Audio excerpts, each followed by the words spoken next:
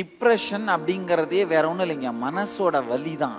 எதையோ போட்டு குழப்பிக்கிட்டு, எதையோ சிந்தனை பண்ணிக்கிட்டு, வாழ்க்கை எதிர்காலத்தை பத்தி இல்லாத கற்பனை பயங்கள் எல்லாம் சேர்ந்துக்கிட்டு, இப்போ சும்மா இருந்தா என்ன பண்ணலாம்? பணம் சம்பாதிக்கிறதான வழி யோசிக்கலாம், இல்ல ஒரு வீடு கட்டலாம்னு யோசிக்கலாம், கார் வாங்கலாம்னு யோசிக்கலாம். இதெல்லாம் பரவாயில்ல. ஆனா சும்மா தானே இருக்கிறோம், கட்டின வீட்டை இடிக்கலாமே அப்படின்னா இல்ல, நீங்க அப்படிதான் பண்ணிட்டு இருக்கீங்களா? யோசிங்க. நல்லா பாத்தீங்கன்னா சும்மா இருந்தா உடனே என்ன பண்றீங்க? எதிர்காலத்தை பத்திய பயத்தை உருவாக்குற யோசனைகளை பண்றது. அதுக்கு என்ன அர்த்தம்? கட்ட வீட்டை இடிக்கிறது தானே.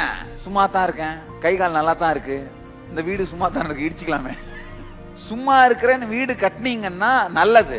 சும்மா தானே இருக்கிறேன் அப்படின்னு ஒரு வீட்டை இடிச்சீங்கன்னா அதே மாதிரிதான் பண்றீங்க பாருங்க. இப்ப நல்லா தெரிஞ்சுக்கோங்க, சிந்தையை வலிக்கும் சிந்தனைகள் செய்து வலி வந்த பிறகும் சிந்திப்பதை நிறுத்த தெரியாமல் தடுமாறுவதுதான் டிப்ரெஷன்.